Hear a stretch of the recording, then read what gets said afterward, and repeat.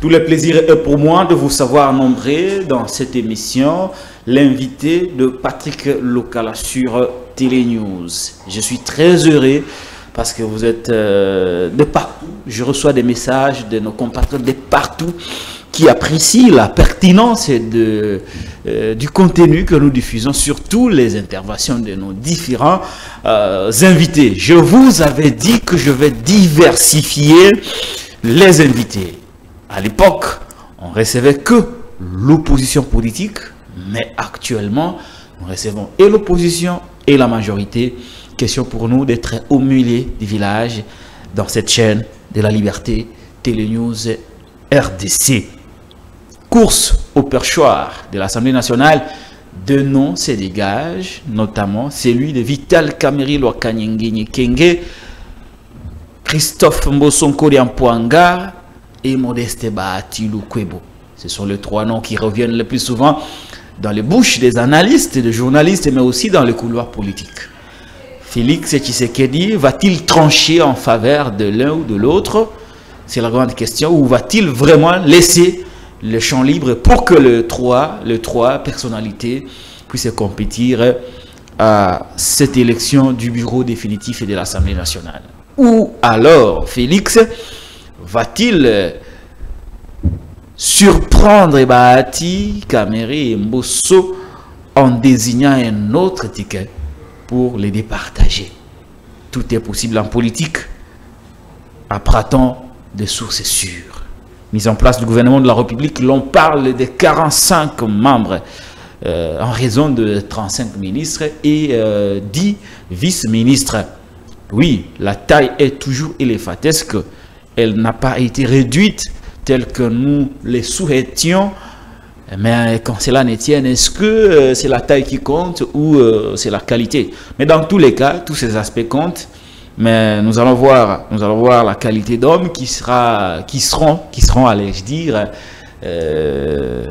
les membres du gouvernement. Judith Suminwa Tuluka. Situation dans l'Est, Nicolas Kazadi, au cœur des scandales financiers, de surfacturation, le procureur du parquet près la Cour de cassation s'en mêle. Depuis hier, il y a comme une sorte d'action qui est ouverte en charge de ceux qui ont la responsabilité de gérer ces dossiers de forage, notamment des inspecteurs ou des agents du parquet descendront au niveau de la société Stiver Contract pour se rendre compte de l'évolution du dossier et de l'installation de forage à travers la République démocratique du Congo. Situation dans l'Est, dans les oubliettes, oui ou non, nous y reviendrons tout au long de cette émission. J'aurai le privilège d'analyser avec mon invité en profondeur, j'insiste, en profondeur, le profil de chaque candidat. Il est vrai que lui-même, l'invité, soutient un candidat. Et ça donnerait l'occasion aux autres de passer pour donner le profil des uns et des autres. L'émission n'est pas faite contre une personne, mais c'est juste un invité qui va peut-être faire ses analyses qui peuvent ne pas plaire plutôt à l'un ou l'autre candidat qui certainement ont le droit de revenir ou de nous appeler pour réagir na katia émission. Pour l'invité, c'est Prince Kinana. Prince Kinana, bonjour. Bonjour cher Patrick Lokala. Cadre du CRD de Christophe Mbosonko Diampoanga, vous êtes le porte-parole. Convention Peuple et Démocratie, un parti de taille en dehors du Congo qui a été créé en 1998 par le cursus honorum Deus Ex Machina, la bibliothèque vivante, Christophe Mbosonko Diampoanga, légalisé ou agréé en 2004. Nous totalisons aujourd'hui près de 18 ans d'existence politique, un parti implanté sur les plans tant national qu'international aussi, parce que nous avons une fédération à Londres, nous avons une fédération en Afrique du Sud, nous avons une fédération en Belgique et aux États-Unis aussi. Très bien, alors l'émission va commencer, ça sera toi, pas contre moi, mais en face de moi. Oui, j'ai toujours admiré votre façon de faire, surtout la chaîne Télénews. Au début, si vous êtes en train de dire à nos téléspectateurs que la chaîne n'était pas seulement réservée à nos amis de l'opposition, parce qu'on vous colle toujours cette étiquette des journalistes de l'opposition par rapport à vos positions ou par rapport à vos opinions. Mais vous faites seulement ce qui est demandé par Francis. Ajustez un peu les tiges vers la gauche. Les tiges d'Emic Djibo. Par Francibal. Francibal a dit, dans son livre ici, la presse n'existait pas, il a demandé à ce que les journalistes fassent son analyse en toute objectivité, dans la neutralité, mais sans action de participation.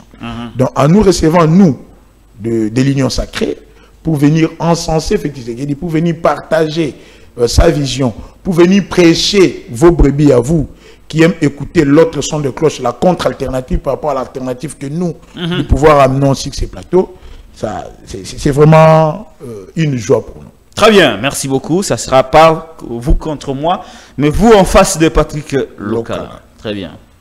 Prince Kinana, votre poste nom? Kinana Silumbanza. Silumbanza, S-I-L-U-M-B-A-N-Z, qui veut dire vous vous souviendrez de moi.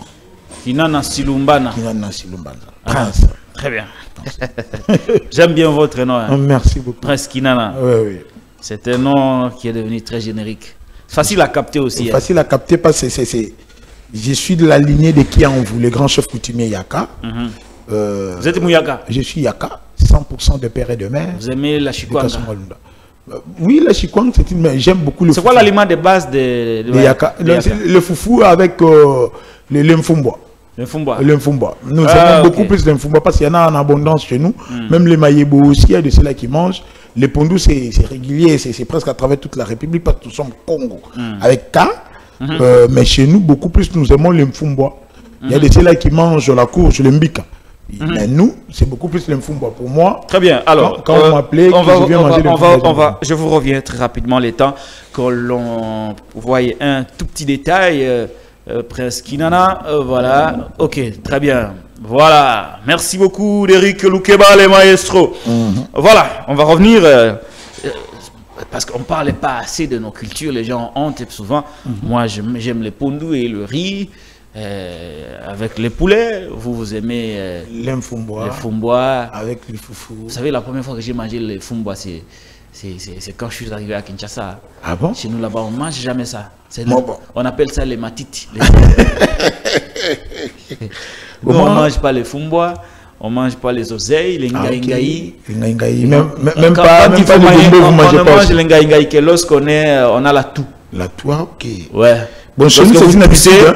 Lorsque vous toussez, le ngaïngaï est une recette qui vous permet d'adoucir un peu la gravité des. Or, chez nous, des fois, les ngaïngaï, c'est une nourriture à la va-vite.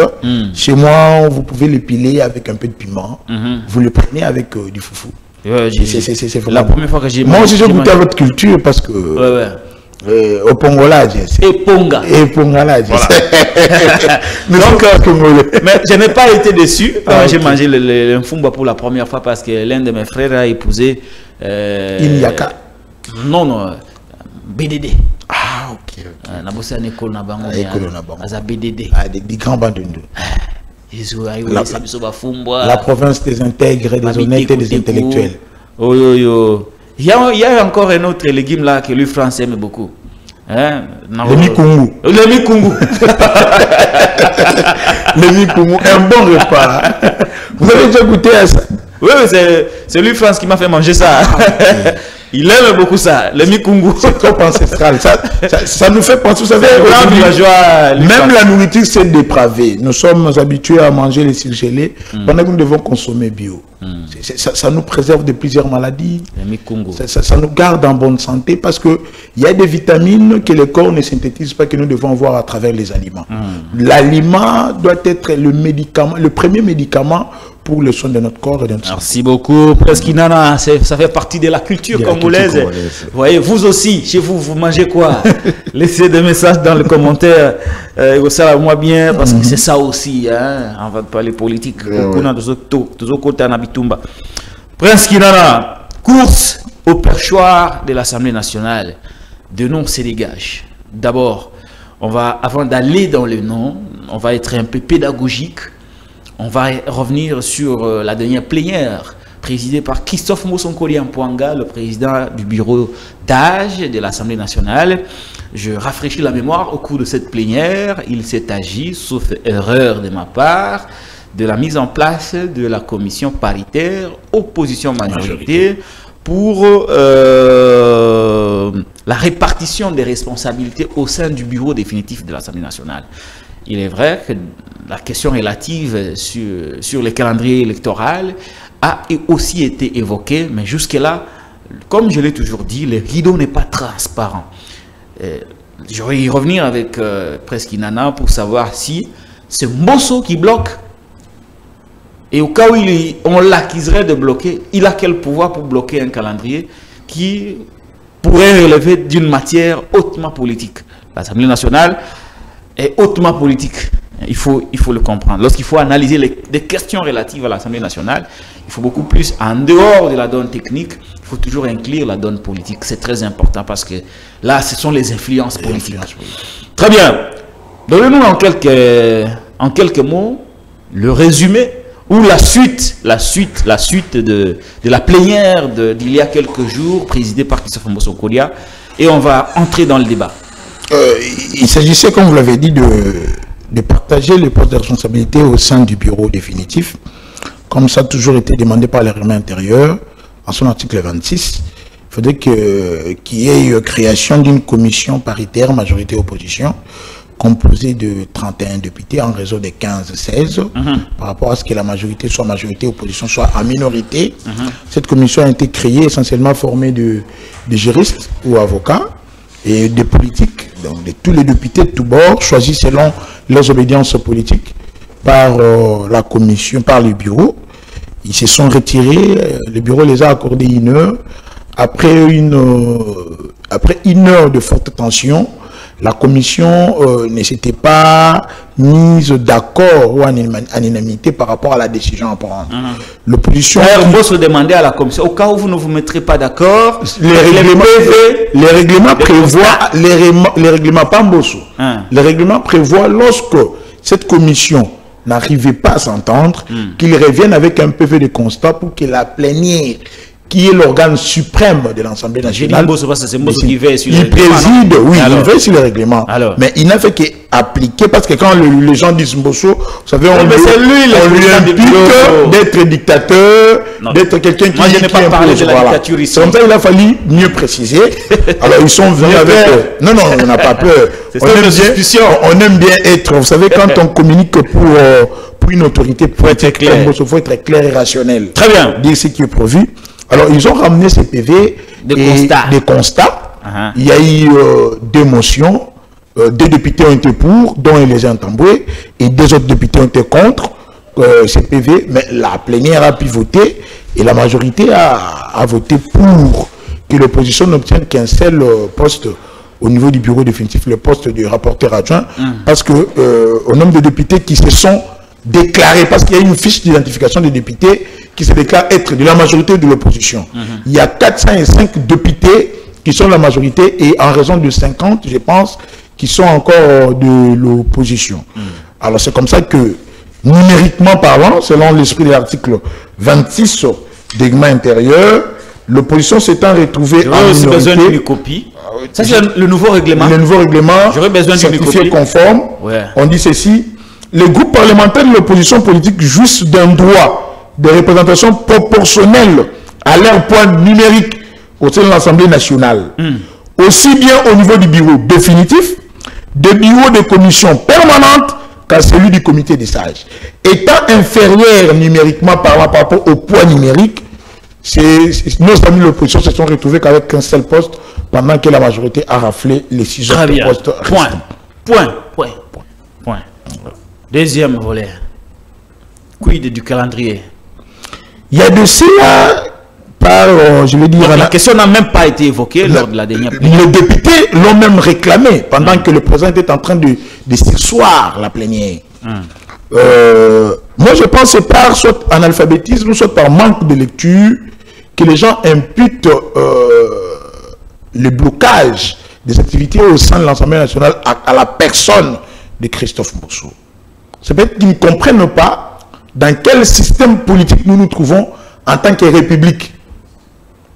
Notre république s'est organisée en deux institutions, malgré que Montesquieu et les politologues comme moi diront qu'il existe l'indépendance de pouvoir et des institutions, c'est reconnu. Mais notre constitution reconnaît au chef de l'État le pouvoir de garant du bon fonctionnement de ces institutions. À ce juste titre, il existe des postes hautement politiques qui doivent être assumés au sein de l'Assemblée nationale dont les noms doivent provenir des QG des partis politiques. Même ces postes de l'opposition, l'opposition a raflé le poste du rapporteur adjoint. Il faudrait que ces opposants se réunissent pour désigner qui devrait briguer, être rapporteur adjoint, qui va très bien les représenter. Il proviendra de quel camp politique, de quel parti politique. Ça va leur prendre du temps. Les gens ont demandé à Christophe Mbosso d'établir un calendrier, de fixer un calendrier pour déclencher les activités de l'élection proprement dite en tant que troisième point. Parce que la session inaugurale extraordinaire avait trois grands points. La validation du mandat de député, ce qui a été fait, l'élaboration et l'adoption des règlements intérieurs, déjà fait, transmission à la Cour constitutionnelle pour déclaration, pour certification de conformité à la Constitution, ce qui a déjà été fait aussi.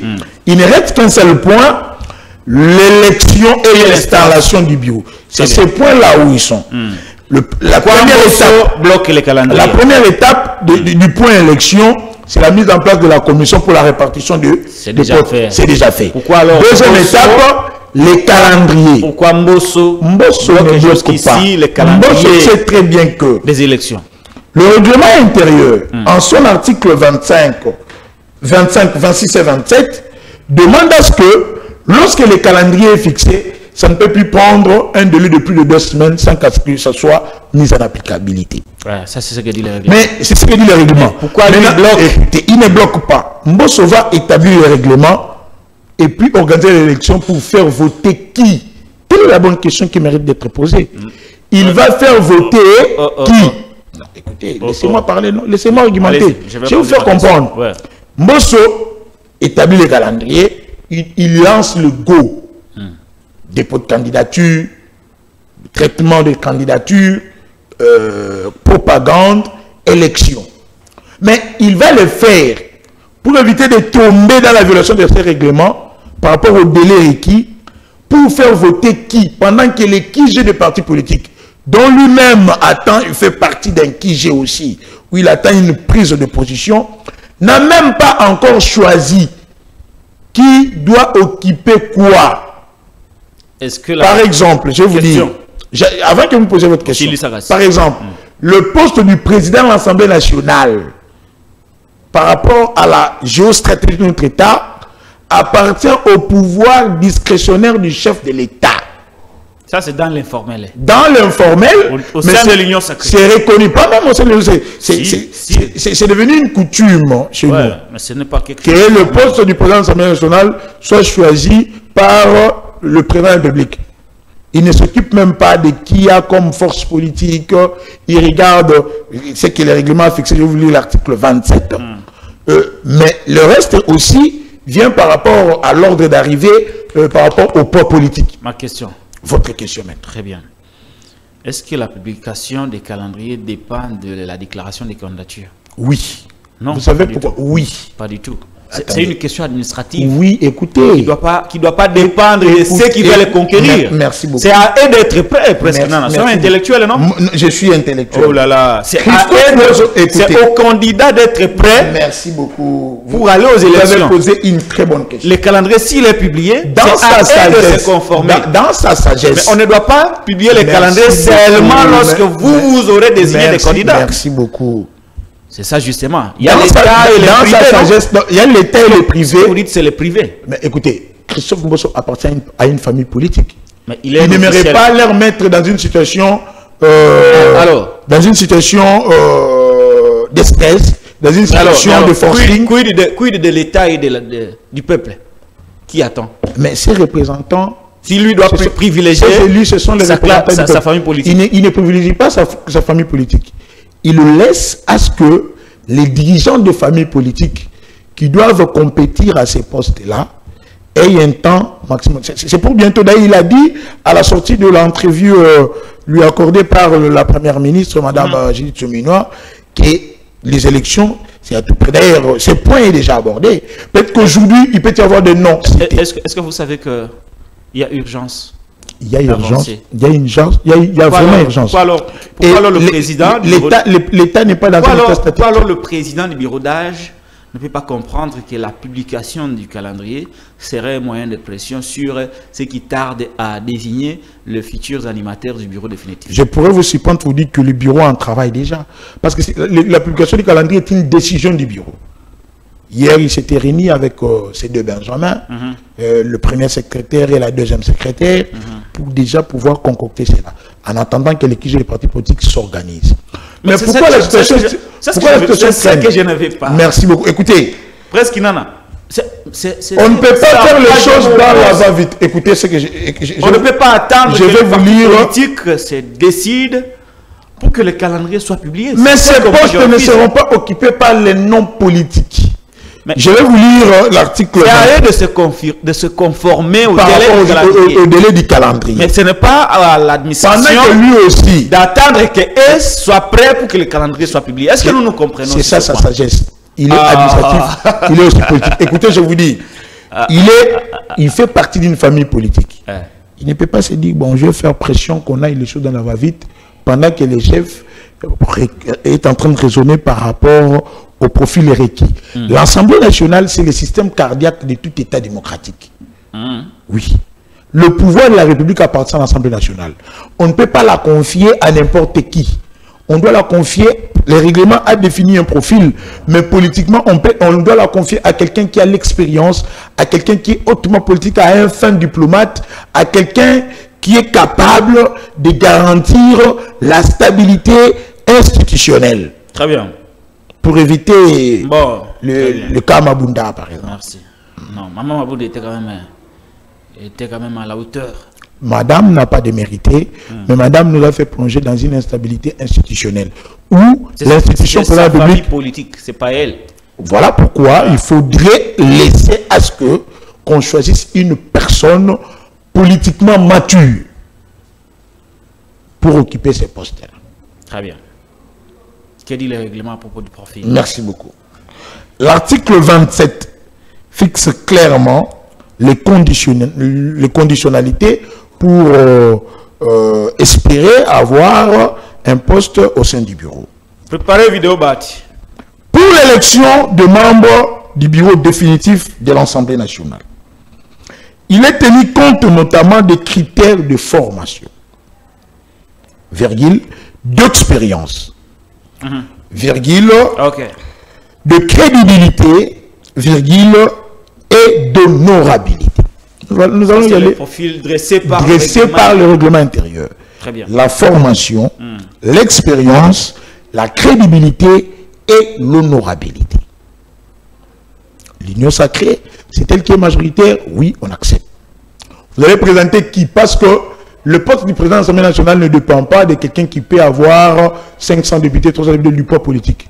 Donc, il faut te dire que le poids politique, selon Alexis de Tocqueville, est défini de deux façons, où il y a deux sortes de poids politiques. Il y a le poids politique qualitatif qui se lie à la personne, le personae intuitae qu'on a étudié en latin, intuitu personae, les qualités morales, républicaines et démocratiques qui révèlent la personne, surtout la moralité compte. C'est que vous dégagez. On dit local a été une personnalité politique. Vous appartenez à un parti politique, mais les gens veulent vous consulter par rapport à ce que vous constituez, la sagesse, l'intelligence, le sens élevé de votre dévouement à la nation, le patriotisme, l'expérience, l'intelligence, tout ce que vous devez avoir comme vous, c'est vous représenter. Je dis par exemple Kengo Wadondo aujourd'hui. C'est une personnalité politique. Et il y a aussi le poids politique quantitatif qui est évalué au sein des assemblées délibérantes ou des prises de décision. Là, on voit le nombre de lus. Le poids numérique. Le poids numérique, voilà. Comme le dit le règlement en son article 26. Là, on vous dira, bah, il y a par exemple 32 députés, Mbosso en a 33, Kamere en a 35, Tony Kankou en a 37 avec AAP, l'autre en a 45, l'autre là en a autant, l'UDPS en a et avec ces mosaïques 200, là c'est le poids numérique. Merci. Mais seul le poids numérique ne suffit pas pour espérer avoir un poste au sein du bureau. Il faudrait être bien formé, il faut être expérimenté, il faut être crédible et honorable. Merci, merci, merci. Merci beaucoup. Vous suivez Télénews. L'invité de Patrick Lokala, c'est Prince Kinana de CRD, dont il en est le porte-parole. Le porte-parole de Christophe Mbosonko Diampouanga. C'est vraiment une joie. Ça a toujours été un privilège. Cursus honorum. Deus ex machina, le Dieu des solutions inattendues. Ce n'est pas le culte des personnalités. Non, ce n'est pas le culte des personnalités. C'est un qualificatif lié à la personne par rapport à ce qu'il représente. Lorsqu'il a fallu ramener la stabilité institutionnelle au pays, on fit appel à Mbosso en tant que maestro pour calmer la tempête. C'est un Dieu des solutions inattendues. Très bien, très bien. Parmi les personnes qui prétendent vouloir diriger le bureau définitif de l'Assemblée nationale, il y a Vital Kamerhe, Loi Kanyingeni Kenge, Modeste Bahati-Lukwebo, Christophe Mbosonko Diampouanga. Ce sont les trois noms qui nous font pression, qui nous bouchent les oreilles. Mais peux-tu avoir une surprise? Mais peux-tu avoir une surprise? Les chefs peuvent se prendre. C'est son pouvoir discrétionnaire. À ce moment-là, gênement ou Elengue ou quelqu'un d'autre peut venir diriger le perchoir. Mais en attendant que Bazala écarté, ils sont en lice. Tout le monde va analyser. On va lier la théorie à la pratique. Merci beaucoup. Le principe à la réalité. La parole à Cet article du règlement intérieur, on va l'appliquer sur les trois personnalités précédemment citées par mon invité Prince Kinana. Commençons par Kamerhe. Oui, j'aimerais parler de Mbosso en dernier. Qui est Vital Kamerhe Lwakanyingeni Kenge? Répond-il aux exigences de cet article du règlement intérieur qui parle de l'honorabilité, la crédibilité et tout ce que vous avez cité? Kamerhe en quelques mots est une personnalité politique qui a évolué dans les méandres politiques congolais. Il a franchi les échelons, conseiller dans des cabinets politiques, ministre des communications et médias, président de l'Assemblée nationale. Il a déjà dit, il a dirigé cette assemblée. Kamerhe a été directeur de cabinet d'un chef d'État, Félix Tshisekedi. Kamerhe a été ministre à l'économie nationale.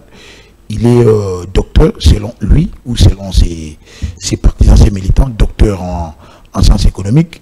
Selon nous, ce doctorat est remis en cause parce que si on doit évaluer sa gestion ou son passage au ministère de l'économie. Kamerhe ou la candidature ou la personne de Kamerhe gêne l'article 27 du règlement intérieur. Retenir ou si par malheur le chef choisissait Vital Kamerhe comme président ou comme candidat président de l'Assemblée nationale, le chef de l'État violerait l'article 27 du règlement intérieur de l'Assemblée nationale.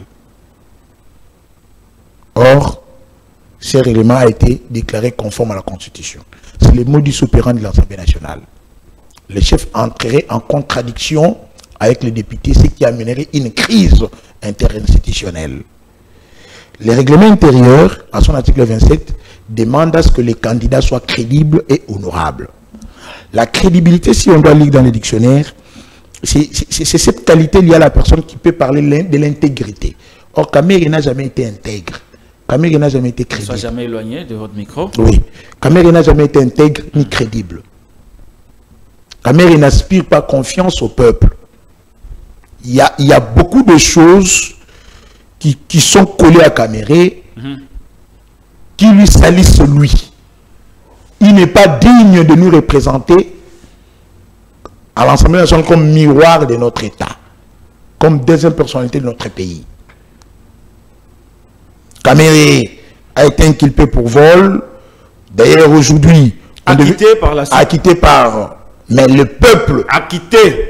D'où il a été tout jugement a toujours été rendu au nom du peuple. Et il a été acquitté. Le même peuple, lorsqu'il voit Kamerhe, il lui parle Mouivi, Mouibi, voleur. Kamerhe doit dire, avant de pouvoir envisager briguer les postes du président de l'Assemblée nationale, il doit nous dire où sont partis les tracteurs de Bukanga Lonzo. De bien commun public de l'État que lui utilise pour sa ferme privée. Kamere utilise les tracteurs de Boukangalonzo, les engins de Boukangalonzo dans sa ferme privée. Dans sa ferme privée. La ferme se trouve où? Mais c'est toujours de l'autre côté. Alors, Kamere n'est pas honorable. L'article 101 de la Constitution, par ricochet, article 4 du règlement intérieur, dit ceci, ou stipule ceci. Le membre de l'Assemblée nationale porte le titre de député national. Nous les appelons honorables parce que nous pensons qu'ils doivent être dignes, qu'ils doivent être honnêtes, qu'ils doivent être sincères, qui sont responsables de nous représenter. Voilà, même les juges, on les appelle les honorables. Donc l'honorabilité est l'un des critères ou l'un des caractères qui doit revêtir tout celui qui veut être président de l'Assemblée nationale. Mais Kamere est étranger à ces deux critères ici. Sans même parler de l'expérience ou de la formation, je vous dis déjà que moi, je suis douteux de sa formation. Non, côté formation, il a fait ses études, c'est connu, il n'y a pas de doute là-dedans. Écoutez, on donna à l'homme la parole pour exprimer ses pensées. L'intelligence doit être vécue par rapport aux fonctions que vous assumez et comment vous assumez ces fonctions. Là.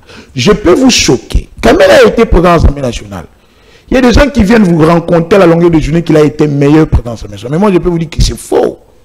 Il suivra cette émission. Il n'a pas été dictateur comme Mbosso qui s'est chamaillé de temps en temps je vais vous avec choquer. les députés. Je vais vous choquer. Il s'est insulté je avec vais vous ses sangas je vais vous choquer. Nous parlerons des de accusations de députés nous parlerons de qui auraient été invités par Mbosso dans sa résidence. Je vais vous choquer. Avec des mots parfois. Je vais vous choquer. Je vais vous choquer. Je vais vous choquer.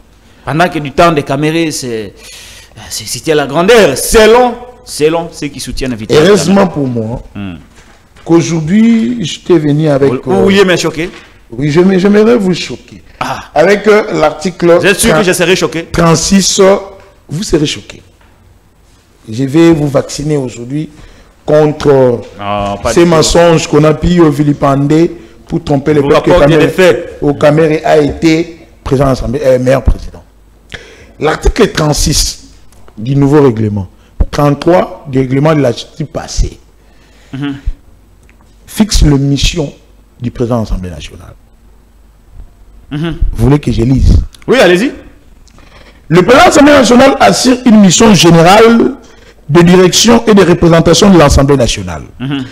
À ce titre, il accomplit notamment les tâches ci-après.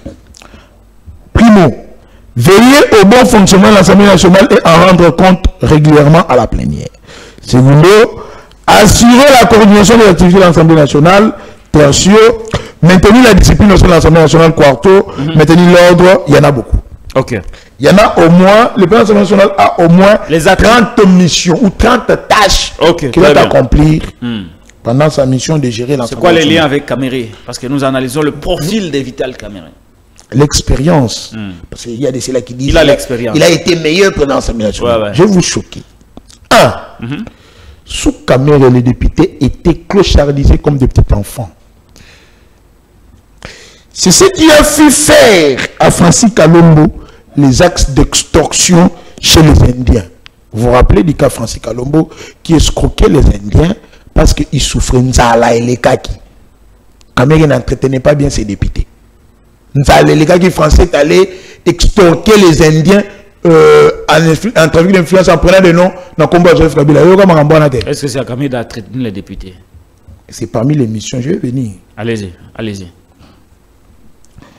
De 2007 en 2009, au Kamere a géré l'Assemblée nationale, il y a eu 62 députés morts ou décédés. De 2007 en 2009. 2 ans de gestion. 62 députés décédés. Mais il ne décide pas sur la mort des élus. Vous aussi. Malembe.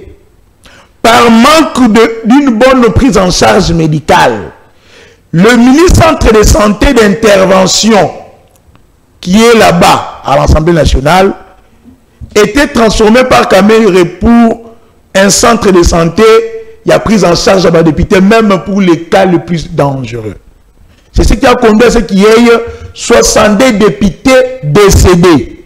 D'ailleurs, je me dirais que là où il y a Kamere, la mort a toujours...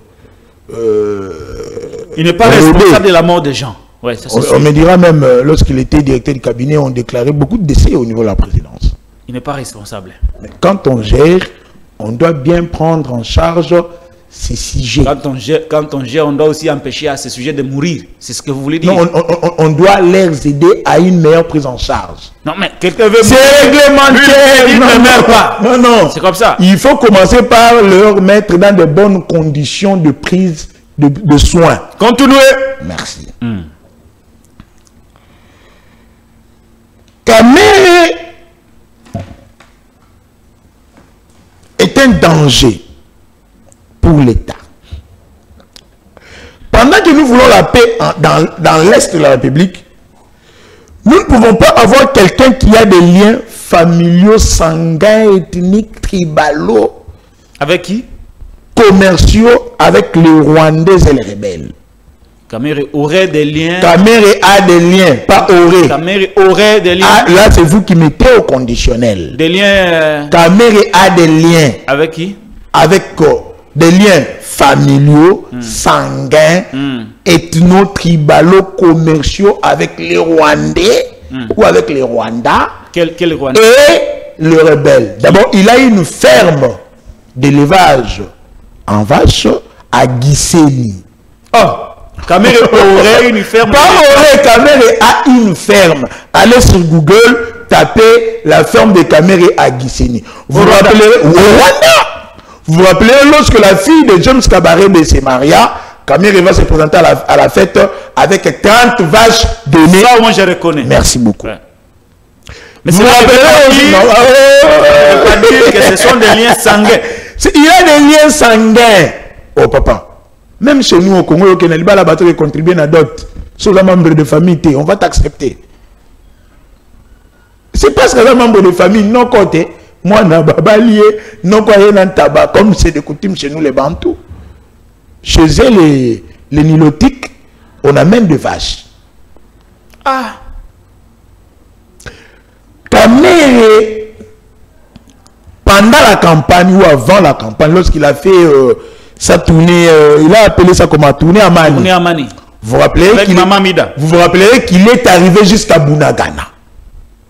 Non, mais on aurait appris. On aurait appris. Vous auriez appris, il est arrivé, il est entré jusque-là. Parce qu'il y a eu un mot de laisser lui passer et qu'il communiquait avec eux. C'est ce qui a fait que Kabila, lorsqu'il découvra que les informations qui fuitaient et que l'Assemblée nationale était transformée en une chambre d'enregistrement, en une caisse de résonance pour le Rwanda, Kabila fit chasser Kamere avec des chars de combat. Lorsque les gens vous disent que non, Kamere avait démissionné, il y avait des chars de combat lorsque Kamere, on lui a forcé à la démission. Ça c'est sûr, ce qui est vrai. Kamere a été forcé à la démission. Oui. Il a été forcé avec des chars de combat. Il a même sorti une phrase, j'y suis et j'y reste. Il ne voulait pas démissionner. Ah. Voilà.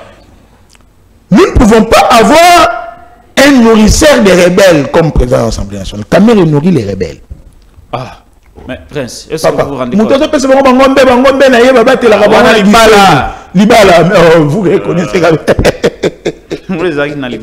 nourrir les rebelles.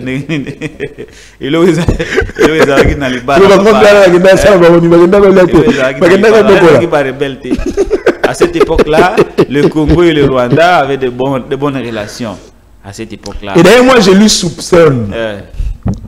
Kananga a dit qu'il a des alliés même au sein des régimes, des autres dignitaires. Je soupçonne Kamere être de mèche avec l'AFC. Bon, ce ne sont que des soupçons. C'est l'unique. Kamere, c'est un pacificateur hein, jusqu'au bout. Non, il le pacifie parce qu'il sait que si nous devons utiliser la force, son Rwanda natal sera amoindri. Rwanda natal. Mais il est sanguinement lié là-bas, à tel point qu'il offre des présents là-bas. Non, c'était à l'occasion du mariage d'un ami au Rwanda. Donc vous voyez que il ne répond pas au profil. Il s'écarte d'ailleurs. L'Assemblée nationale en tant qu'un miroir, en tant que deuxième institution, en tant que système cardiaque de notre État, nous ne pouvons pas accepter la candidature des candidats à ces postes-là. Voilà. Tu as fini avec Caméré? Avec Caméré. Très bien. Tozoa Bahati. Mais avant Tozoa Bahati, arrête sa profil naïf. Toi, tu as fait des accusations graves contre l'ancien président du Sénat, Modeste Bahati Lukwebo, alias le vieux Maradona. Nous allons prendre la vidéo et vous allez nous dire si cette vidéo est authentique. Parce que c'est vous qui l'aviez balancée sur les réseaux sociaux et à la télévision. Et aujourd'hui, on en parle un peu plus partout. Alors, condensé des vidéos qui seraient attribuées à Bahati Lukwebo. Pas qui serait attribué, on identifie Bahati dans cette vidéo. Dans la vidéo? À la carte. Parmi Batu Bakangaka. Parmi Batu Bakangaka. On a repris sa source, Batu Bakangaka, on a place à sa parole. Ah, ouais. Très bien. Bon, Derek, dans la vidéo, il y a Bahati. Tant Bakangaka est devant Musée Laurent Désiré Kabila. Et on revient sur ce plateau. De leur procès, dont le premier débute le samedi 6 décembre 1997, les anciens dignitaires du régime Mobutu, 32 au total sur les 35 internés au centre pénitentiaire de rééducation de Kinshasa, anciennement prison centrale de Makala, ont retrouvé pour quelques heures la liberté, le temps d'être reçus ce vendredi 5 décembre 1997 au Palais de la Nation par le président de la République, Mzee Laurent Désiré Kabila. Le chef de l'État a tenu à lever l'équivoque sur le motif de leur arrestation. Aucun de vous n'a été arrêté pour des raisons politiques, leur a déclaré Mzee Laurent Désiré Kabila, le magistrat suprême du pays, qui leur a précisé qu'ils étaient détenus parce qu'ils étaient redevables au trésor public.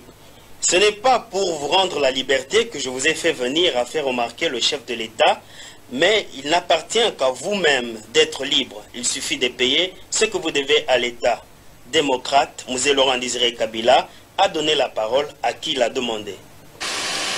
Certains d'entre vous m'ont écrit pour se plaindre de ceux qui ont été arrêtés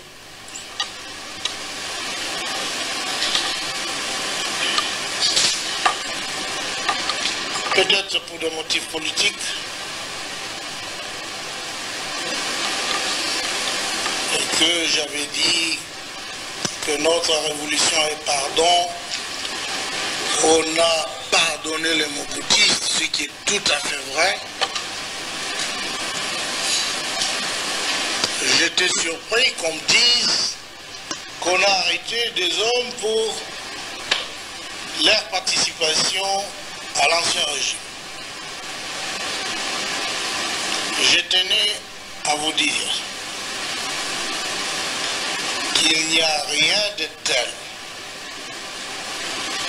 Nous n'avons jamais ordonné que quelqu'un soit poursuivi pour sa participation au régime que nous considérons comme le plus hideux des régimes d'Afrique pour avoir créé le malheur de notre pays. Nous le faisons par conviction de ces grands pardons-là. Et non parce qu'il y aurait des pressions extérieures qui pèseraient pour nous ou qui forceraient notre conscience à ce qu'on soit obligé de pardonner. Ce n'est pas du tout cela. Je vais donc vous le dire avec conviction que personne ne sera poursuivi pour sa participation à l'œuvre abominable du régime de la Deuxième République. Nous voulons tout simplement que nos frères, vous, parmi vous, Kikunda est bien connu, ce sont les gens qui ont porté le moboutisme au sommet. Mais il n'a pas à s'inquiéter. il doit être tranquille. Il n'y a pas de rancune politique. Mais il sait qu'il était à Kindu. Dans les derniers jours, pendant les opérations, on l'a jamais accusé d'avoir participé. Il devait défendre le gouvernement qui était le sien. Nous, on a pardonné le tout. Mais l'enrichissement inexpliqué, votre enrichissement personnel, vos avions, vos immeubles, vous devez les justifier. Vous devez les taxes non payées. Vous devez le payer. Ça ne se négociera jamais. Vous payez, vous êtes libre. Faites promesse de payer. Dépitez, commencez à payer ce que vous devez au trésor. Et vous savez que beaucoup d'entre vous doivent au trésor. Alors c'est quelque chose de tout à fait normal. Même ceux qui vous soutenez, tous ces pays grands, chez eux, ils payent les taxes. Les autres. Et pourquoi pas vous? Vous ne pouvez pas avoir un flot d'avions sans justifier comment vous les avez acquis. Si votre salaire ne justifie pas cela. Alors, messieurs, on ne doit pas être dans des geôles, gémir, voilà, moi, c'est parce que j'étais moboutiste. Non, c'est faux. C'est faux, c'est archi faux. S'il fallait poursuivre les moboutistes, mais tout le monde serait au mur, le tribunal aura terminé et beaucoup auraient été fusillés. C'est fini, c'est ça la révolution. Et personne ne nous a stoppé de le faire. C'est nous-mêmes qui avons voulu le pardon parce que les moboutistes ont tué beaucoup. On ne va pas les imiter. C'est ça, c'est pourquoi beaucoup d'entre les tueurs du moboutisme ont la vie sauve. Il n'y a pas autre chose. Alors, ne parlons pas de politique lorsqu'il s'agit des sous que l'on doit au trésor public. À votre place, je payerai. Je commencerai par m'expliquer bonnement de mes activités. Toi, tu es général, il faut donner l'exemple. Il faut donner l'exemple. Tu dois être courageux. Les avions, tu ne les as pas acquis avec ton salaire régulier. C'est normal, mon frère. Si vous ne voulez pas vous habituer à la nouvelle culture de vie, ne succombez avec la ruine du pays, la ruine de ce régime. Transformez-vous. Vous êtes les citoyens de ce pays. On vous accuse de quelque chose de très simple. Ne vous entêtez pas. Parce que si l'on dit que d'autres disent nous n'allons pas payer, et on nous cite les noms, que cet argent c'est pour nous et nos familles, on ne va pas donner cet argent à ces gouvernements. D'ailleurs, nous sommes les enfants de Mobutu, nous allons sortir de cette prison, etc. Ah bon? Vraiment?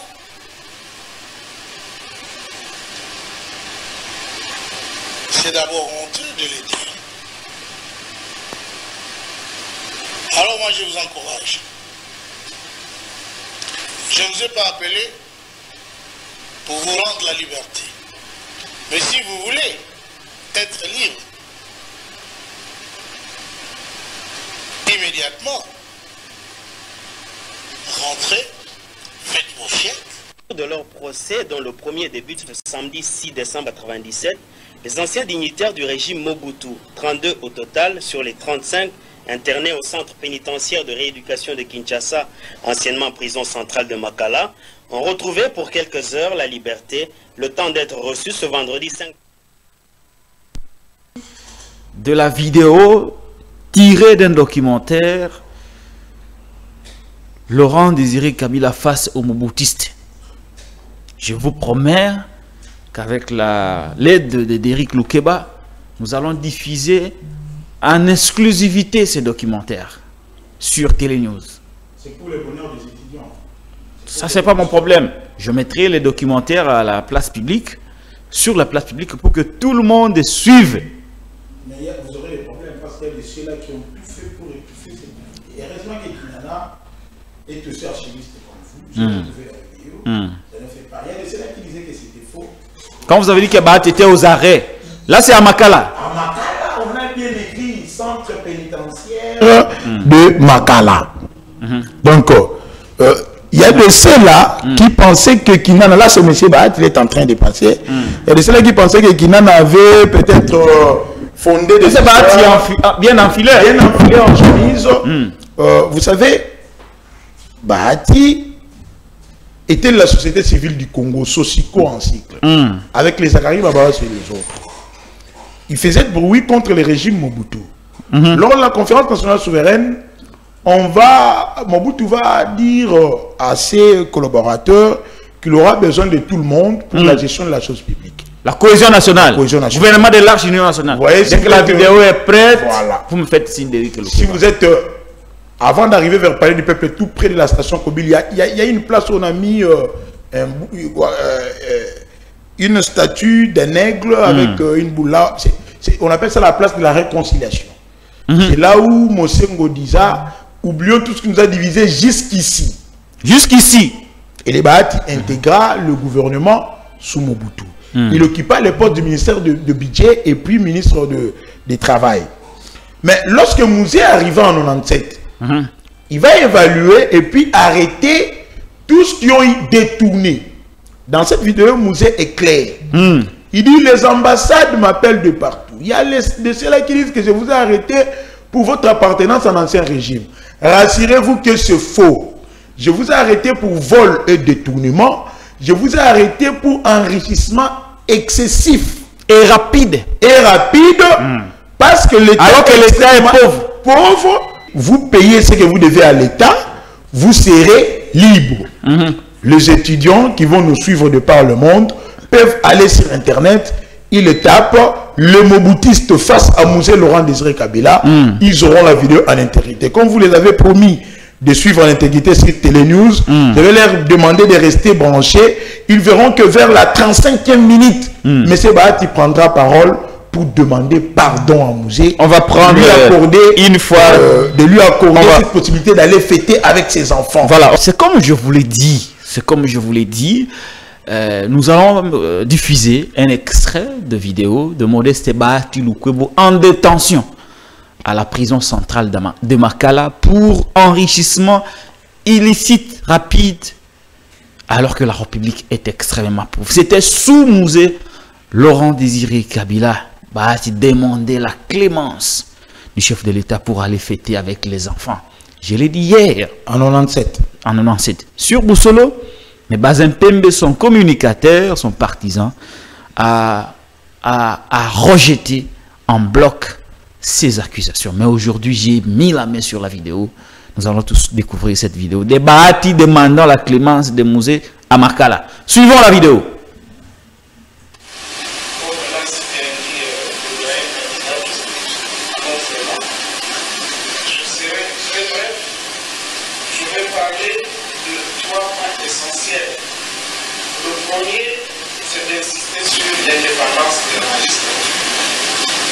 Nous, les détenus, sommes convaincus que les juges n'ont pas les mains libres pour dire le droit. Ils le disent, ils ne se le cachent plus.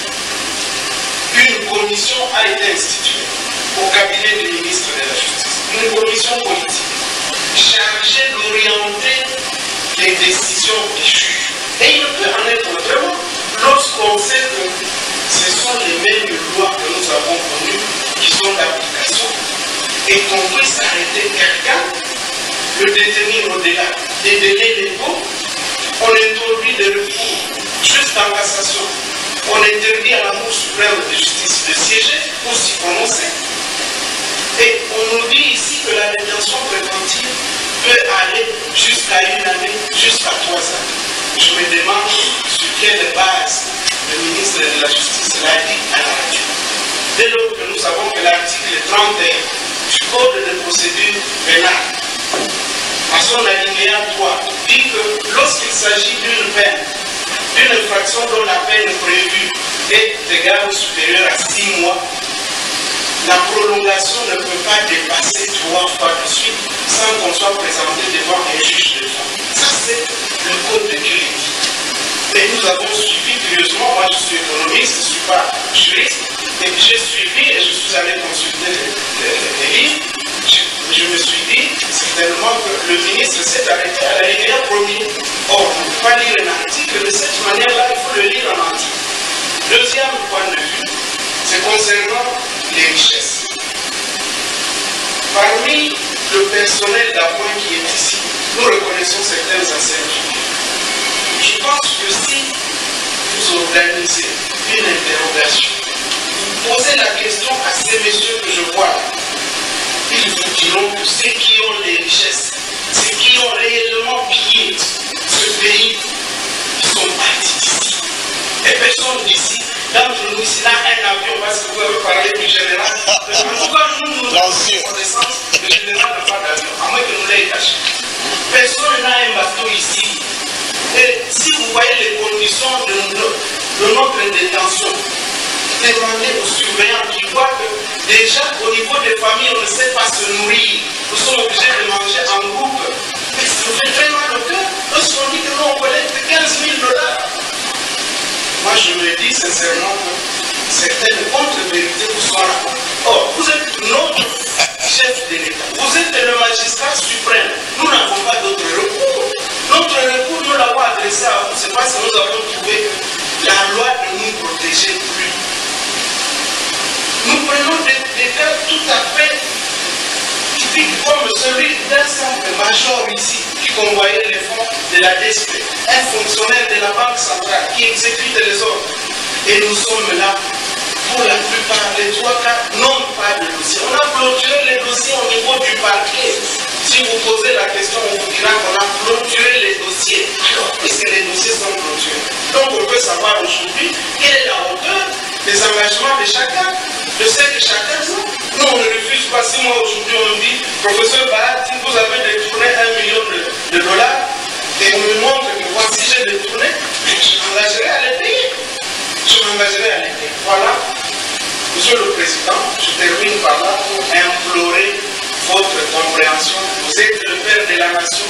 Vous ne pouvez pas accepter que vos compatriotes soient brimés. Surtout que nous ne savons même pas quel est le critère de notre arrestation. Dès lors qu'on a pris vraiment des personnes qui ont le plus, se sont le plus engagées au pays. Des personnes qui ont préféré créer une petite entreprise chez lui, dans son village ou ici au pays. Moi, je n'ai pas de compte à l'extérieur. Je n'en ai pas, je jure, et on ne peut pas me retrouver. Aujourd'hui, je ne peux pas avoir réuni $1000. C'est impossible. On vous fait croire que nous avons des noms. Nous avons pensé qu'aujourd'hui, c'est un grand jour. Même si on va nous condamner de manière unique, mais au moins nous avons parlé. J'ai dit, je vous remercie. Wow.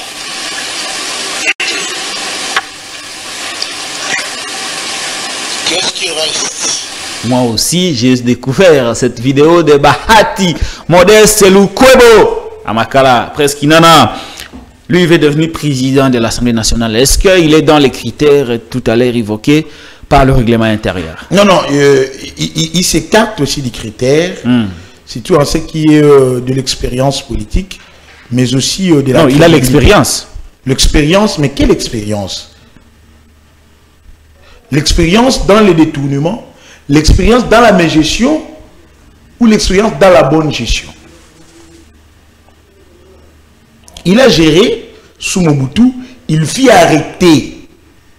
Lui-même se reconnaît d'être détenu. Vous savez comment est-ce qu'il s'est soustrait de la prison? Comment il s'est soustrait de la prison? En s'évadant, bien sûr. Ah, il s'était évadé. Ah, c'était évadé. Lorsque Mouzé trépassa, il y a eu des prisonniers qui se sont évadés de la prison. Parmi lesquels? Parmi lesquels se trouvait Bahati. Il traversa via Brazzaville. Il est rentré après les obsèques de Mouzé pour trouver clémence auprès de son fils Joseph Kabila Kabange, qui n'a pas voulu revoir le passé comme l'a fait Félix Tshisekedi. Mais nous, en tant qu'archivistes, chercheurs, regardez la vidéo. Voilà, nous avions gardé la vidéo. Très bien. Et nous en faisons bon usage pour raison d'histoire politique de notre pays. Très bien. C'est un devoir pour nous. Très bien. Même quand il faut évaluer sa gestion au Sénat, la gestion de M. Bahati au Sénat a été calamiteuse, chaotique même. Je vous envoie aller faire des recherches en tant que journaliste d'investigation à l'hôpital clinique des Anges. Là où les administratifs du Sénat prenaient les soins. M. Bahati a laissé une dette de 1 million de dollars. Si vous partez à la clinique comme médecin de nuit, là où aussi les administratifs du Sénat prenaient aussi les soins. C'est son hôpital, hein? L'hôpital a son gendre. C'est à lui. Donc, il y a une dette, le Sénat doit à cet hôpital 680 000 dollars. Les administratifs au Sénat, à ces jours, n'ont plus un endroit approprié pour aller prendre le soin. Faute de la mégestion de M. Bahati. Quelqu'un qui a mal géré au Sénat, vous voulez lui donner les cœurs de la République. Mais comment un président du Sénat qui donne un marché à son gendre? Est-ce que la loi le permet? Ça s'appelle le népotisme à outrance, le clanisme dans la gestion. Conflit d'intérêts. La loi ne l'autorise pas. Mbokoyo, bino bataillon. Bino bataillon sacré.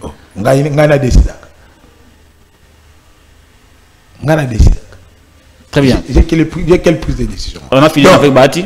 On a fini avec Bahati. D'ailleurs, lui-même va s'auto-exclure de la course. Pourquoi? Il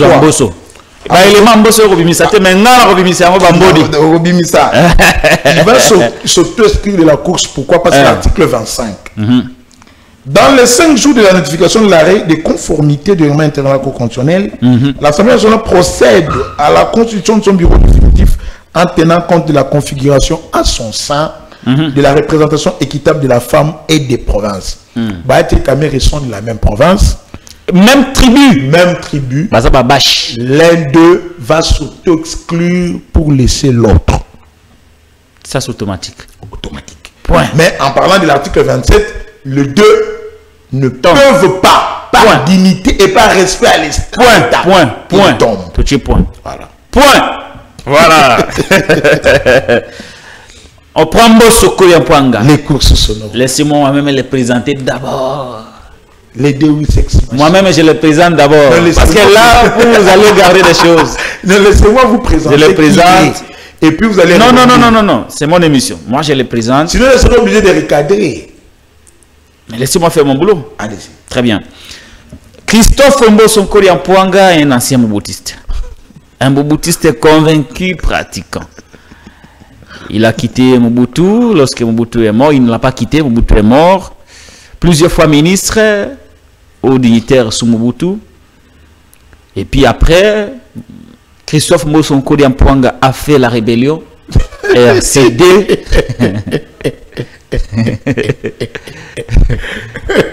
Et puis après la rébellion RCD, Christophe Mbosoko a rejoint Joseph Kabila Kabange.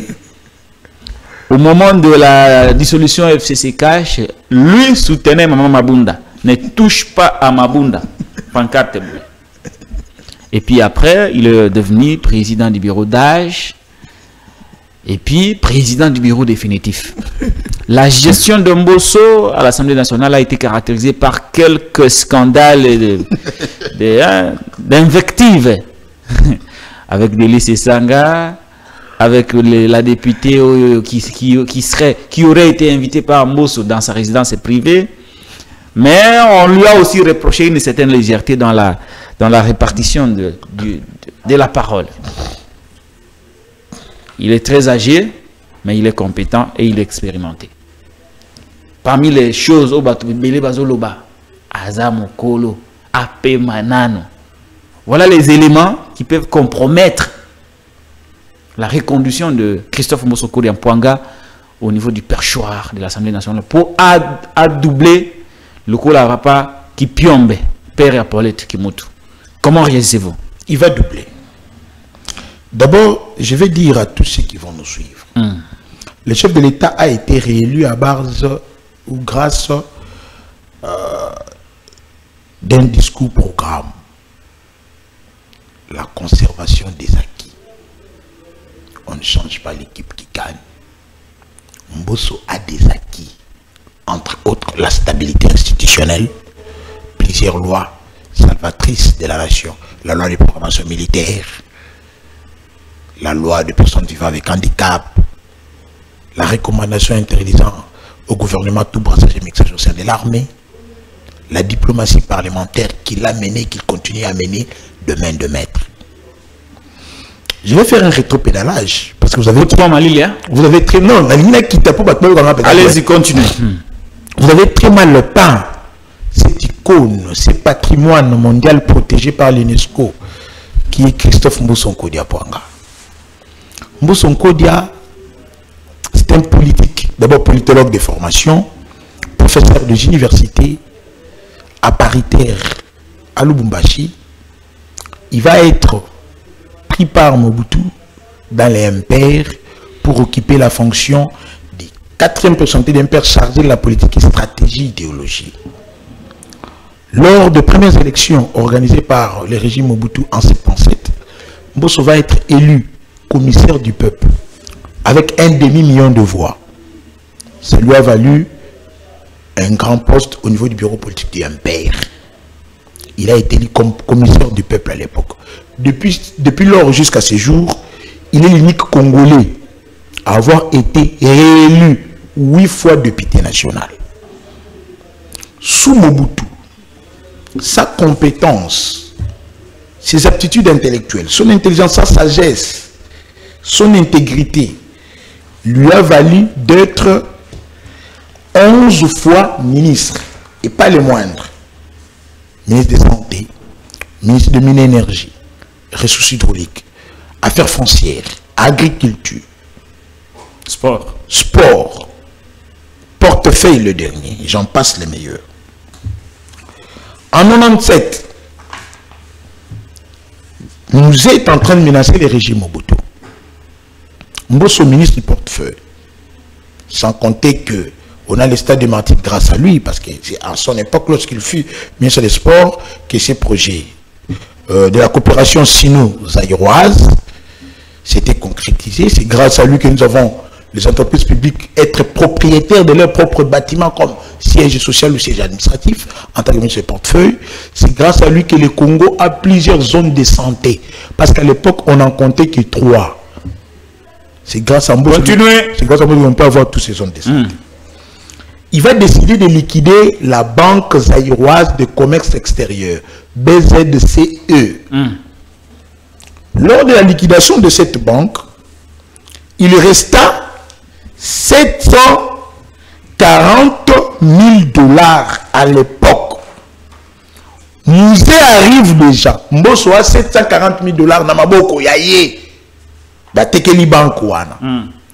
Il va écrire au président du Conseil supérieur du portefeuille de remettre cet argent dans le trésor public. À l'époque, le dollar coûtait 560 000 nouveaux zaïres. Ce sont des millions aujourd'hui. L'intégrité de l'homme. Mbosso va accompagner Mobutu jusqu'à l'aéroport de Njili.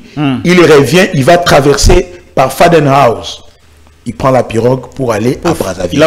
Il a fui parce que le régime tombait. C'était la 4e personnalité du MPR. Il devait garantir d'abord sa survie et celle de sa famille. Et puis il est allé à Brazzaville, puis s'installa à Côte d'Ivoire, où il a enseigné à l'université du Cocody.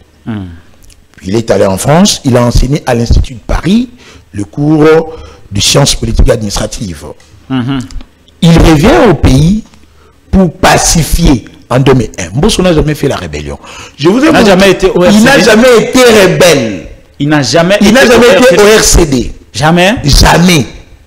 Ce qui n'a Luki ne Luki Abahati, Lukana nous vidéo place la tamanduki à la titizokoto. Nakozwa ne vous en faites pas. Nakozwa. Ce que je au Yelinga Ilango. Oui, le thé n'a pas mon émission, tu vas découvrir. Voilà. Et je te donnerai une prime. C'est vrai. Parce que ça fait plus, depuis un talk show de Maki, ça fait plus d'une année, on a ça qui va te devoir, Rwanda Bazwa Kiki. Ne t'en fais pas. Je suis archivé. Ah, on a lobby Bahati. Mbosso va rentrer, il ne rentrera pas seul en 2001 pour la pacification du Congo. Lors du dialogue intercongolais, il n'a pas participé à un dialogue qui devait réunir des Congolais, mais où on a vu des Rwandais et des Burundais. S'il demande de l'ambassade de Belgique et de Louis Michel à l'époque, et aussi des États-Unis, il rentra avec le papa de Yves Kisombe Kiakoma. Ils sont rentrés pour permettre. Ils sont rentrés pour aider au régime Kabila de jouer les bons offices, comme on appelait Kodjo en 2016. Donc, le vrai pacificateur, c'est Mbosso. C'est pas Kamere. C'est pas Kamere. Kamere a résolu quel conflit pour qu'on l'appelle pacificateur. Mbosso a résolu le conflit entre les RCD et le régime Kabila fils pour permettre à ce que le RCD arrive à Kinshasa sans effusion de sang et se mette en commun encore et travaille avec le format 1+4. L'âge. Ceux qui disent que l'âge aujourd'hui. Christophe Mbosso a 82 ans. 82 ans. Ceux qui disent que c'est pas beaucoup. Pour assumer les grandes responsabilités. Il est encore trop jeune. Il est encore trop jeune, comparablement au Cameroun. Au Cameroun. Le président de l'Assemblée nationale du Cameroun, M. Djibril Cavali, il est là depuis 2012 à l'Assemblée nationale jusqu'à ces jours. Parce qu'à l'Assemblée nationale, on ne peut pas faire varier les rythmes cardiaques. C'est le système cardiaque du corps humain. M. Djibril Cavali a 94 ans. Mbosso a 82 ans. Le président du Sénat du Cameroun a quel âge? Le président du Congrès aux États-Unis a quel âge? L'âge ne peut pas être un handicap pour qu'un homme assume les fonctions étatiques. Tant qu'il est apte physiquement, il en a les capacités. Et tant qu'il remplit les critères fixés, il en a les capacités. Mbosso est chevalier de l'ordre de Léopard. Mbosso est une école de la bonne gestion de la chose publique que je vous ai montré. Il arrive à l'Assemblée nationale dans un contexte d'instabilité institutionnelle. Il calme les choses. Il le trouve, l'Assemblée nationale est constituée de deux personnels, le personnel administratif et le personnel politique. Il trouve que les personnels administratifs, j'arrive, il trouve que les personnels administratifs vivaient de conditions précaires, infra-humaines. Il va acheter 47 voitures, dont 10 bus pour la mobilité des administratifs, 15 jeeps, marque Palissade pour les directeurs. À l'Assemblée nationale, avant Mbosso, l'argent que le gouvernement envoie à l'Assemblée était acheminé à base d'un corbillard ou d'une ambulance. Le corbillard peut dire l'Assemblée. Mbosso a son jeep, na coffre, na sima pour Makambon. Il a trouvé les dettes du bureau Kamere. Il a payé le bureau Kamere. Il a payé le bureau Kamere. Mbosso a payé le bureau Kamere. Regardez la signature. Liaou a été DIRCAB, voire même conseil juridique de M. Bochab. Bochab d'abord. Ah, Liaou a été DIRCAB de Bochab. Il a été conseiller juridique de Bochab. Ouais. J'ai l'histoire politique de mon pays, mon cher ami. Mbosso a payé le décompte final à Liaou. Après plus de 12 ans. Combien? Il y a les montants là-bas, papa. Mbosso a payé le bureau Ninaku.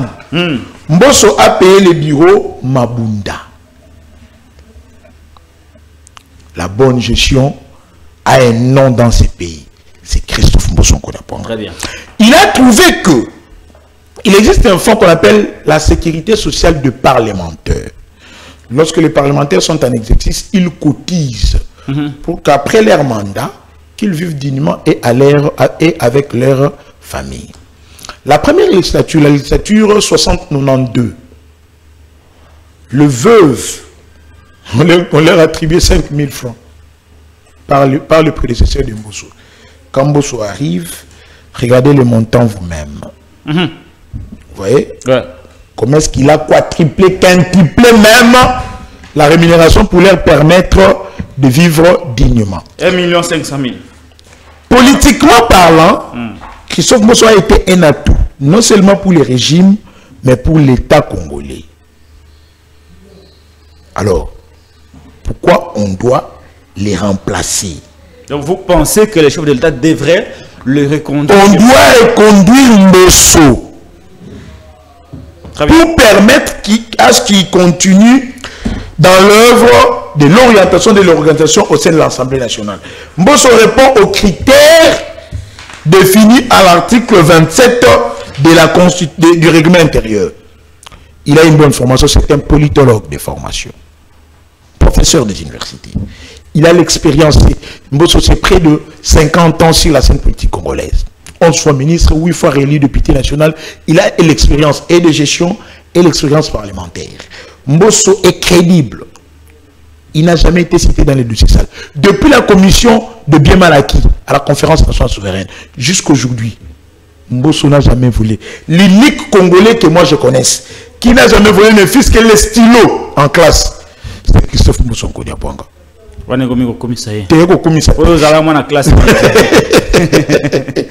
Merci beaucoup. Donc on a compris, si le président devait faire le choix, c'est à choisir parmi ces trois. Et aussi, pour éviter que le président national soit son concurrent, soit quelqu'un qui présage être présidentiel, il doit prendre Mbosso. Parce que Mbosso n'a pas des ambitions de mesurer. Mbosso lui aide à combattre l'infiltration rwandaise. Rentrez chez vous.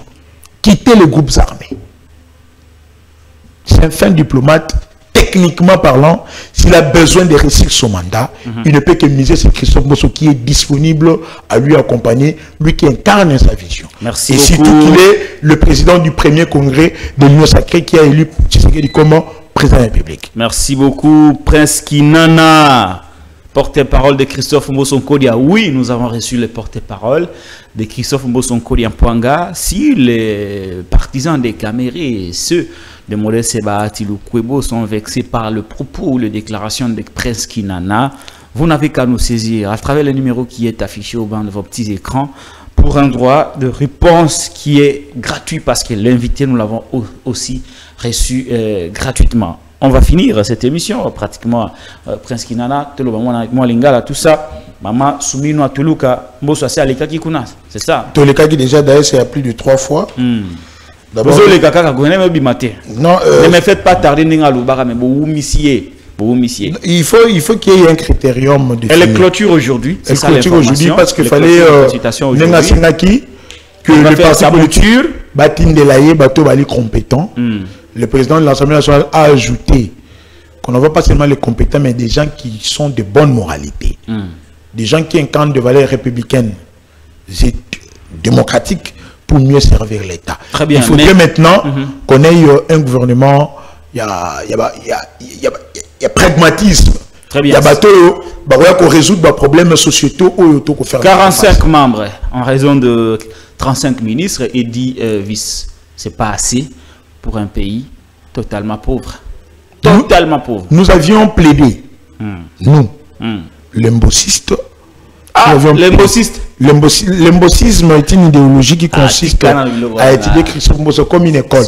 Je vous ai dit d'ailleurs qu'il est une école de la bonne gestion. Suspendez d'abord ça. Nous avons plaidé pour une réduction des trains de vie des institutions. La réduction des trains de vie des institutions consiste d'abord à réduire le nombre des animateurs au sein de ces institutions. Parce que ça coûte au trésor. Frais d'installation, voiture, nini. On a plaidé pour qu'il y ait un gouvernement réduit, mais efficace et efficient, qui va travailler dans la cohésion de la solidarité en programmant les actions selon les priorités de l'État. Mais bon, vu la géopolitique de notre pays, la Première ministre a vu qu'il faut une mouture de 45 ministres. C'est elle qui est la chef du gouvernement. On va s'y faire. Peut-être que ils sont costauds, mais bon, ils sont efficaces dans l'action. Mais ce n'est pas si assez. On a eu dans ces pays des gouvernements à 54 membres. Nous sommes en train d'attendre dans la réduction. Mais les résultats, ils ont raté. Ils ont raté. Mais le résultat, ils ont raté. J'aime pas être. On vient de vivre les Kassama Lukonde, Bakbala qui est belé dans le gouvernement. Mais suite à ça, on n'a même pas 10 ministres. C'est ça bien. Non, un jour, on d'avoir un grand nombre un résultat médiocre. Mon président Bosso, mais c'est quoi le problème? Pourquoi à votre époque on pouvait écouter des noms de ministres Bassalibou? Pourquoi on peut compter vos œuvres, mais aujourd'hui tu peux compter l'œuvre d'un ministre? Sous Mobutu, la mentalité était sanctionnée. Il m'a dit ici, lorsque la mentalité est sanctionnée, cela empêche l'incivisme. Ça amène le civisme. Lorsque la mentalité n'est pas sanctionnée, cela amène l'incivisme. Il n'y a pas la sanction. Si on se mettait à sanctionner, on aura des résultats. Nous sommes dans les laisser aller, les laisser faire, les laisser brère. Ceux qui volent, ceux qui détournent là, ceux qui amassent des millions au détriment du peuple, quelle est la sanction leur est réservée? Il faudrait de sa notion en sanction si vous voulez qu'on atteigne des résultats. Je pense que le chef de l'État va s'y atteler parce que c'est son programme que la première ministre va coucher, c'est sa vision que la première ministre va coucher ses papiers en termes de programme pour le défendre au niveau du palais du peuple. Parce qu'on dit ici, le président de la République définit en concertation avec le gouvernement la politique de la nation. Le gouvernement conduit la politique de la nation et en assume la responsabilité. Devant la représentation nationale. L'article 91 de la Constitution. Donc, je pense que si le président a porté les choix qui s'avèrent être judicieux, c'est la personne de Maman Judith Soumina en tout le cas, il a eu de bonnes raisons et qu'on doit la laisser libre de travailler. Elle a les compétences. Moi, j'ai demandé toujours à ce qu'on ait un premier ministre économiste, vu le défi majeur économique auquel nous sommes confrontés. Maintenant que Maman Judith est là et qu'elle est économiste, nous aurons des résultats. Le chef de l'État veut une économie diversifiée. Alors, comme elle est là, je pense qu'elle sera la femme de la situation. Tu aussi ici, le Basouka. Le Basouka, on a député national. Chef de l'État. Aponi Nimbo, Soni, Baat, ni Caméra, vous faites quoi? Nous allons nous incliner. Nous sommes de l'Union sacrée, nous les restons. Moi, j'ai bâti campagne pour Félix Tshisekedi. J'ai même animé des manifestations. Ce n'est pas le choix ou non de Christophe Mboso qui va me faire quitter l'Union sacrée. Nous resterons à côté de Tshisekedi pour accompagner sa vision et accompagner la personne qui vont choisir, pourvu qu'ils remplissent les critères demandés. Merci beaucoup, Prince Kinana. Merci. Porte-parole de CRD. Convention pour la démocratie. Du chevalier de l'ordre de Léopard, Christophe Mboso Kodiampwanga. Très bien. Prince Kinana était l'invité de Patrick Lokala. Émission réalisée par Derrick Loukeba. Allez, si vous l'avez apprécié, abonnez-vous à la Télé News, chaîne de la liberté.